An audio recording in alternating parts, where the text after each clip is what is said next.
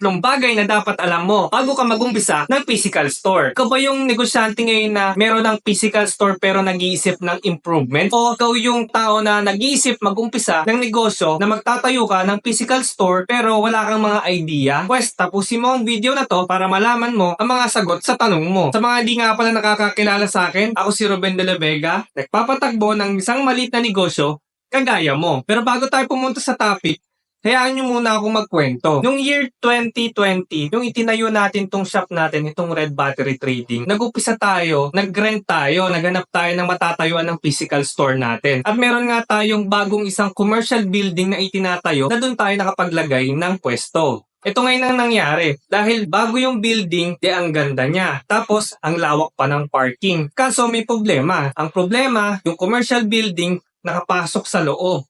Hindi kita sa gilid ng kalsada.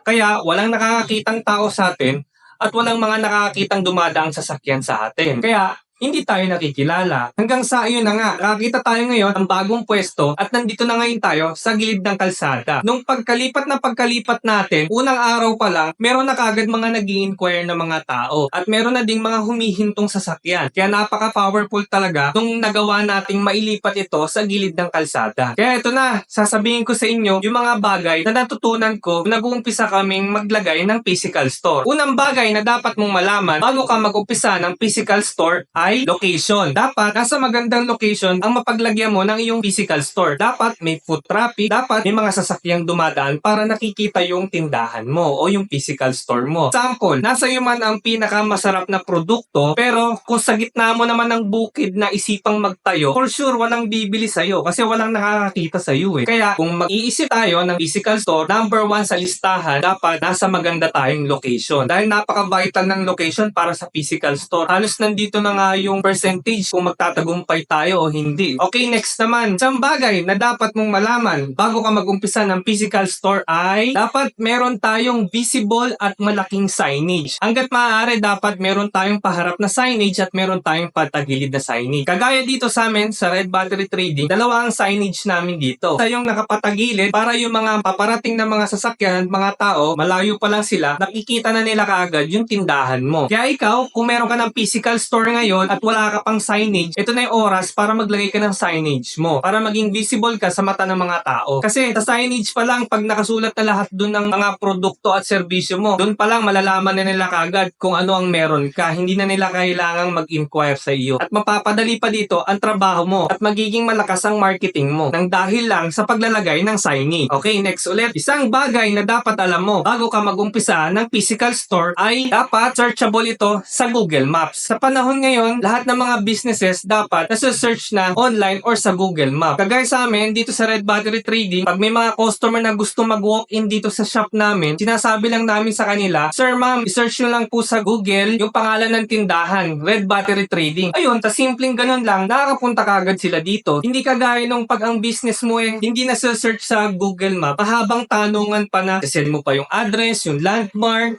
tapos tawag pa sila ng tawag sa'yo kasi hindi nila mahanap yung tindahan mo. Kaya kung ikaw may physical store ka na ngayon, make sure na searchable yung tindahan mo sa Google Maps. Bakit ko nga pala ginagawa yung mga gantong content? Kasi gusto ko tayong mga nag-uumpisang mga magnegosyo, malaman natin yung mga simpleng pamamaraan na makakatulong sa atin para mapalaki natin yung mga maliliit nating negosyo. Ang kalabang kasi natin dito, alam nyo naman yung lugi. Konting mali lang natin, malulugi na kagad tayo at pag nangyari yun, masasayang yung mga pinaghirapan nating pera at oras na nilaan natin. Kaya kung nagugustuhan mo yung mga gantong content, samahan mo naman ako doon sa Facebook group na ginagawa ko. Ang pangalan ng Facebook group na to ay Buhay Negosyante Group. Dito, magsasama-sama tayo at magtutulong-tulong tayo dito na magtanungan at magsagutan ng mga problema natin sa pagpapatakbo ng isang maliit na negosyo. O basta, kung ikaw ngayon yung negosyante na nahihirapan pa rin sa marketing mo, itong mga bagay na to baka makatulong sa'yo. Kung ikaw yung negosyante ngayon na nag-iisip ng mga bagay na pwede pang mapalakas yung marketing mo, huwag ka mag-alala, magagawa mo din yan. Lahat naman na pag-aaralan. At kung hanggang ngayon, hindi ka pa rin makapag-umpisa ng sarili mong negosyo, it takes time talaga, basta huwag ka lang mawawalan ng pag-asa. Bali hanggang dito na lang tong video na to. Diba nabanggit ko nga pala sa inyo kanina yung battery shop natin. Kung nangangailangan nga po pala kayo ng automotive batteries at motorcycle batteries, message lang kayo sa aming Facebook page, Red Battery Trading. Ilalagay ko sa comment comment section po yung link ng aming Facebook page.